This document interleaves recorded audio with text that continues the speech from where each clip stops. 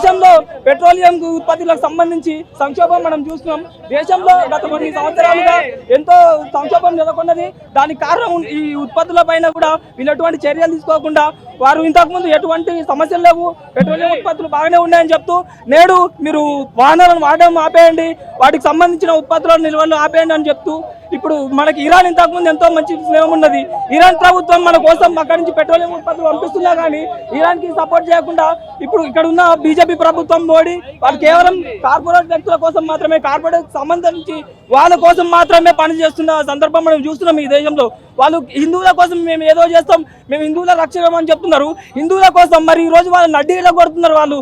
వాళ్ళ కోసం మరి గ్యాస్ సిలిండర్ 500కి ఇవ్వమనండి, గ్యాస్ ఉత్పత్తులు వాళ్ళ కోసం 500కి ఇప్పియమని చెప్పండి.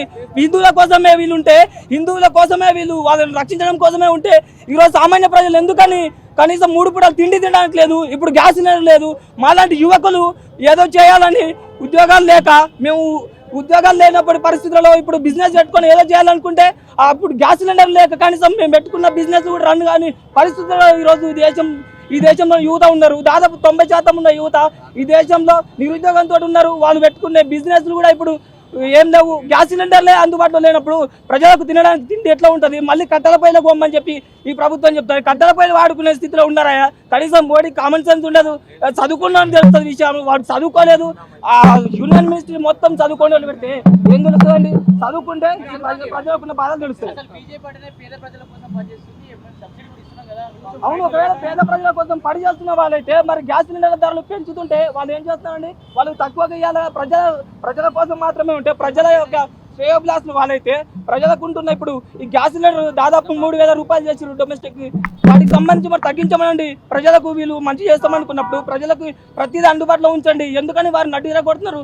ఇలా ప్రతిదీ కార్పొరేట్ శక్తుల కోసం వీళ్ళు తప్పితే మోడీకి ఏమైనా తెలివి ఉన్నదా అండి? ప్రజల కోసం ప్రభుత్వం ఏర్పాటు చేసిన, కార్పొరేట్ వ్యక్తుల కోసం ప్రభుత్వం ఏర్పాటు చేసిన ఈ రోజు మేము డిమాండ్ చేస్తుందేమంటే తక్షణమే మీరు గ్యాస్ సిలిండర్ల కొరత వీటిపైన రేట్లు ఎందుకు పెంచుతున్నారండి? నాకు అర్థం కాక అడుగుతున్నా. గ్యాస్ కి సంబంధించి ఎటువంటి బాధ లేదు, అందరికి అందుబాటులో ఉన్నాయని చెప్పిండ్రు.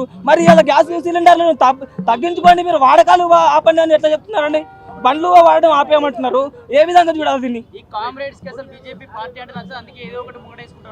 కామ్రేడ్స్ అనే కాదండి, నేను ఒక విషయం చెప్తున్నా. ప్రభుత్వం ఏదున్నా, యూనియన్ లో ఉన్నా కానీ ఎక్కడ ఉన్నా కానీ ప్రభుత్వాన్ని ఏ ప్రభుత్వం అయినా ప్రజల పైన ఇటువంటి ట్యాక్స్ భారాలు వేస్తే మేము ప్రజల కోసం ప్రతిసారి మాట్లాడతాం, ఇప్పుడు మాట్లాడతాం.